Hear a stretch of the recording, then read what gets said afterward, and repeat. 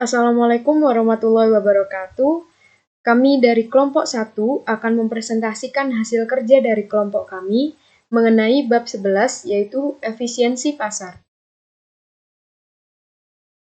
Berikut nama-nama anggota dari kelompok 1 yaitu yang pertama ada M. Reski Cahya Ramadan dengan NPM 231, saya sendiri Elsa Sabrina Agustia Putri dengan NPM 238, Rinanda Aprilia P dengan NPM 248, Nafila Maradipta dengan NPM 264, Fikri Azhari Ramadhani dengan NPM 270, Ninit Tasya Violita dengan NPM 285, Jones Andreas Purba dengan NPM 287, Malda Mega Rahmania dengan NPM 290, Alexander Devli Kanavio dengan NPM 294, Nia Puspitasari dengan NPM 301. Nah, selanjutnya kita akan membahas tentang teori random walk. Di sini ada 4 poin penting dalam teori random walk. Yang pertama yaitu hasil penelitian Mautris Kendall pada tahun 1953 menyatakan bahwa pola harga saham tidak dapat diprediksi atau unpredictable. Harga saham bergerak secara acak atau random walk. Pada poin yang kedua yaitu harga pasar bergerak secara acak, diartikan bahwa naik dan turunnya harga saham tergantung informasi baru yang akan diterima. Informasi baru adalah informasi yang akan diterima dan tidak diketahui kapan diterimanya. Oleh karena itu, informasi baru dan harga saham disebut unpredictable. Apakah informasi tersebut merupakan kabar buruk atau bad news, ataukah kabar baik atau good news juga tidak diketahui. Apabila informasi itu sudah diketahui, maka disebut informasi sekarang atau today's information, dan segera akan mempengaruhi harga saham sekarang. Akan tetapi, tidak ada satu orang pun atau tidak ada satu pun pihak yang dapat menebak dengan benar terus-menerus harga saham pada hari esok, karena informasi baru untuk hari esok tidak dapat diketahui pada hari ini. Selanjutnya, poin yang ketiga yaitu bad news berarti informasi akan berdampak negatif terhadap harga saham, yaitu penurunan harga saham. Beberapa contoh bad news antara lain, kenaikan drastis tingkat bunga bank, kenaikan drastis harga bahan bakar, kenaikan tajam inflasi, dan pabrik emiten terbakar habis. Selanjutnya pada poin yang keempat yaitu harga saham di pasar tidak lain adalah harga konsensus antar investor, dan harga pasar suatu saham dapat terjadi beberapa kali dalam satu hari dengan rentang lebar antara harga pasar terendah ke harga pasar tertinggi. Rentang harga pasar harian yang lebar antara harga terendah dan harga tertinggi merupakan indikasi bahwa pasar tersebut tidak efisien. Yang pertama ada the weak efficient market hypothesis. Efisiensi pasar berada di kondisi lemah dikarenakan investor di dalam proses pengambilan keputusan jual beli saham menggunakan data harga dan volume masa lalu. Selanjutnya, melakukan model analisis teknikal untuk menentukan arah harga saham, apakah akan mengalami kenaikan atau penurunan. Apabila harga saham naik, maka diputuskan untuk membeli, sedangkan jika sebaliknya, maka diputuskan untuk menjual.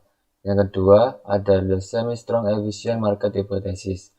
Efisiensi pasar dalam kondisi setengah kuat apabila investor di dalam proses pengambilan keputusan jual beli saham menggunakan data harga masa lalu, volume masa lalu, dan semua informasi yang dipublikasikan, misalkan laporan keuangan, laporan tahunan, informasi keuangan internasional, peristiwa politik, peristiwa hukum, peristiwa sosial, dan lain sebagainya, yang dapat mempengaruhi perekonomian nasional. Penggunaan analisis teknikal digabung dengan analisis fundamental sangat perlu untuk digunakan oleh investor dalam menghitung nilai saham yang akan dijadikan pedoman dalam tawaran harga beli dan tawaran harga jual. Dan terakhir ada the strong efficient market hypothesis. Efisiensi pasar dalam kondisi kuat apabila penggunaan data yang lengkap, yaitu harga masa lalu, volume masa lalu, informasi yang dipublikasikan, dan informasi privat yang tidak dipublikasikan secara umum. Contoh informasi privat adalah hasil riset yang diterbitkan sendiri oleh unit kerja riset suatu perusahaan atau membeli dari lembaga riset. Kegiatan riset untuk menganalisis variabel-variabel yang berpengaruh terhadap harga saham sangat penting untuk dilakukan agar dapat meningkatkan return perusahaan. Contoh variabel yang mempengaruhi harga saham yaitu pengumuman pembagian dividen tunai, pengumuman split, pengumuman right issue, pengumuman dividen saham, peristiwa politik, sosial, hukum nasional, pengumuman warrant, dan lain sebagainya. Berikut merupakan contoh beberapa indikator efisien pasar bentuk kuat. Yang pertama, ada keuntungan yang diperoleh sangat tipis karena gejolak harga saham. Yang kedua, harga pasar mendekati harga intrinsik perusahaan. Yang ketiga, informasi simetris. Investor berkesempatan untuk memperoleh informasi yang sama. Dan yang terakhir, pasar bereaksi cepat terhadap informasi baru. Bentuk efisiensi pasar. Dalam pasar yang efisiennya masih weak form, gejolak harga saham sangat tinggi. Hal ini berarti masih ada kesempatan untuk mendapatkan keuntungan lebih besar daripada yang diperoleh dari pasar yang efisiennya sudah kuat. Investor yang sudah berpengalaman di pasar dengan efisiensi yang kuat akan mudah mendapatkan keuntungan lebih besar apabila beroperasi di pasar yang efisiennya berjenis weak form. Harga saham dapat berubah baik karena informasi baru yang rasional. Event studies, yaitu yang mempelajari pengaruh suatu peristiwa terhadap harga saham di pasar pada saat peristiwa terjadi dan beberapa saat setelah peristiwa terjadi. Apakah harga saham meningkat atau harga saham menurun setelah peristiwa terjadi? Ataukah harga saham sudah terpengaruhi sebelum peristiwa itu terjadi? Selanjutnya, peristiwa split. Misalkan suatu manajemen perusahaan merencanakan untuk melakukan tindakan split saham yang akan diusulkan di dalam rapat umum pemegang saham atau RUPS mendatang. Hasil RUPS akan diumumkan melalui surat kabar dan pemberitahuan manajemen perusahaan pada pihak Bapepam dan Bursa Efek. Selanjutnya, peristiwa right issue. Apabila suatu peristiwa bersifat negatif terhadap harga saham di pasar, berarti peristiwa itu tidak dihendaki oleh investor. Reaksi negatif berarti harga saham akan turun setelah pengumuman diterbitkan. Jika penurunan harga saham terjadi sebelum tanggal pengumuman resmi, berarti telah terjadi kebocoran informasi dan begitupun sebaliknya. Jika rencana penerbitan right issue dilakukan dalam masa pasar sedang bullish dan bertujuan untuk perluasan produksi, maka hal ini akan mendapatkan reaksi positif dari investor sehingga mendorong harga saham meningkat. Krisis finansial global 2008. Krisis finansial global yang terjadi pada tahun 2008 menyebabkan harga saham di Bursa Efek Indonesia jatuh hingga 55% dalam kurun waktu 12 bulan. Dalam hal ini dapat dipengaruhi oleh beberapa peristiwa baik secara predictable maupun unpredictable. Contoh informasi yang predictable misalnya seperti berbagai peristiwa corporate action split, atau yang pertama right issue, yang kedua warrant, yang ketiga saham bonus, yang keempat saham dividen, dan yang kelima dividen tunai yang mempunyai pengaruh terhadap harga saham tetapi tampaknya lamban. Untuk mengetahui informasi yang predictable maupun unpredictable dapat menggunakan metode event study. Event study adalah metode yang digunakan untuk mempelajari pengaruh suatu peristiwa terhadap harga saham di pasar pada saat sebelum peristiwa terjadi atau pada saat peristiwa terjadi dan beberapa saat setelah peristiwa terjadi. Hasil dari analisis ini berguna sebagai suatu pelajaran dari pengalaman sehingga dapat mengambil keputusan untuk membeli atau menjual saham ketika suatu peristiwa yang bersifat sama terjadi berulang di kemudian hari. Event Study Krisis Global 2008. Dampak suatu peristiwa terhadap harga saham bisa berlangsung dalam waktu cukup lama. Dampak tindakan corporate action terhadap harga saham kebanyakan bersifat harian dan berlangsung selama mingguan. Hal ini disebabkan tindakan corporate action itu merupakan informasi yang mudah diduga atau predictable. Berikut ini langkah-langkah dalam melakukan event studies ada 9, yaitu yang pertama menetapkan window period, yang kedua mengumpulkan data indeks harga saham, market index, dan risk-free rate. Yang ketiga menetapkan sampel sebagai objek penelitian. Yang keempat menghitung return actual saham secara periodik. Yang kelima, menghitung minimum return saham. Yang keenam, analisis abnormal return atau AR. Yang ketujuh, analisis average abnormal return atau AAR. Yang ke-8, analisis kumulatif abnormal return atau CAR. Yang ke-9, analisis kumulatif average abnormal return atau CAAR. Window period. Dalam menganalisis dampak suatu peristiwa terhadap harga saham, diperlukan batasan waktu untuk mengukur keberadaan abnormal return yang mungkin terjadi sebelum dan sesudah peristiwa atau biasa disebut window period. Tujuan penentuan window period adalah untuk memastikan kondisi pasar normal, kondisi pasar dalam krisis, dan kondisi pasar pasca krisis. Selanjutnya, kita perlu membandingkan abnormal return yang diperoleh antara kondisi pasar normal sebelum krisis dan kondisi pasar krisis membandingkan abnormal return yang diperoleh antara kondisi pasar krisis dan kondisi pasar krisis. Perhitungan minimum return memerlukan data return dan risk-free masa lalu, yaitu masa sebelum window period. Lamanya periode masa sebelum window period dapat harian, mingguan, atau bulanan, yang akan digunakan dalam eksperimen untuk mendapatkan model minimum return terbaik. Selanjutnya ada kumpulkan data bulanan.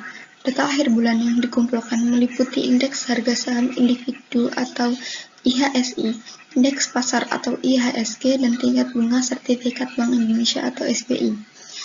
Semua data tersebut dapat diambil melalui internet.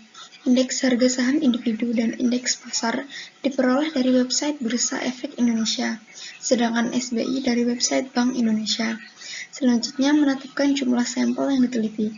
Pilihlah jenis saham yang akan dianalisis dan yang menarik untuk diinvestasi. Dalam contoh ini, dipilih 20 jenis saham terpilih.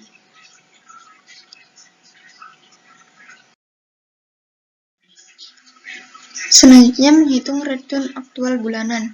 Return aktual saham tiap bulan dihitung dengan rumus IHSI bulan ini dibagi IHSI bulan lalu dikurangi 1. Return aktual ini dihitung untuk tiap jenis saham.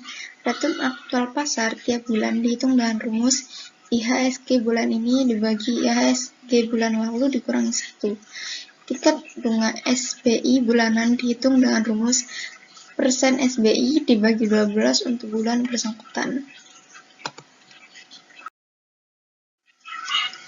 Selanjutnya ada minimum return. Banyak metode untuk menghitung return harapan, antara lain yang pertama return rata-rata masa lalu. Return yang diharapkan sama dengan return rata-rata masa lalu. Dalam pengambilan rata-rata dapat menggunakan periode waktu 10 hari, 20 hari, 60 hari yang lalu, dan seterusnya yang dianggap dapat mendekati kenyataan. Untuk mendapatkan periode waktu pengambilan rata-rata yang lebih tepat, dibutuhkan eksperimen dan pengujian. Return aktual masa lalu merupakan cara yang objektif dalam mengestimasi return di masa depan. Yang kedua, Capital Assets Pricing Models atau CAPM.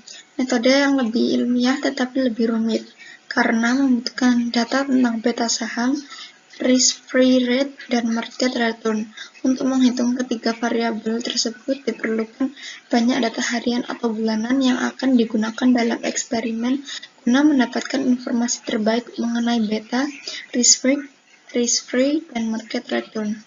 Yang ketiga, Single Index Market Model. Minimum return. Tanpa eksperimen, CPM akan mengandung banyak kesalahan dalam mengestimasi expected return atau return yang diharapkan. Untuk rumusnya seperti ini.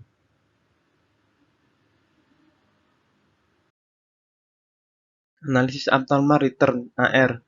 Abnormal return tiap jenis saham dihitung tiap bulan dengan cara mengurangi return aktual bulan ini dengan return minimum.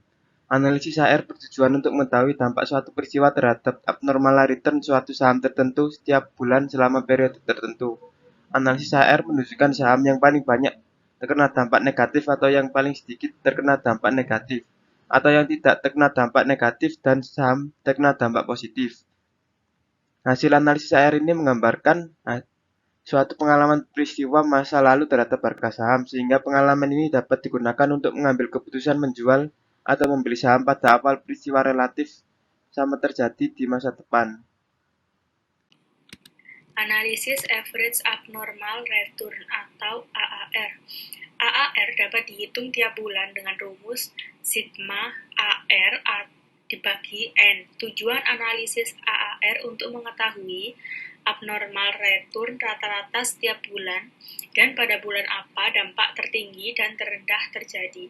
Selain itu, analisis ini ditunjukkan untuk mengetahui jenis saham yang terkena dampak negatif atau positif paling tinggi, serta yang terkena dampak paling rendah.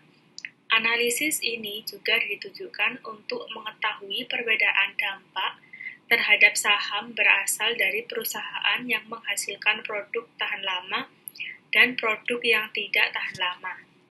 Analisis CAR atau Cumulative Abnormal Returns merupakan kumulatif harian atau bulanan dari abnormal return atau AR dari awal sampai dengan berikutnya dibagi jumlah hari atau bulan untuk setiap jenis saham. Analisis CAAR atau Cumulative Average Abnormal Return merupakan kumulatif bulanan AAR dari bulan awal sampai dengan bulan akhir berikutnya.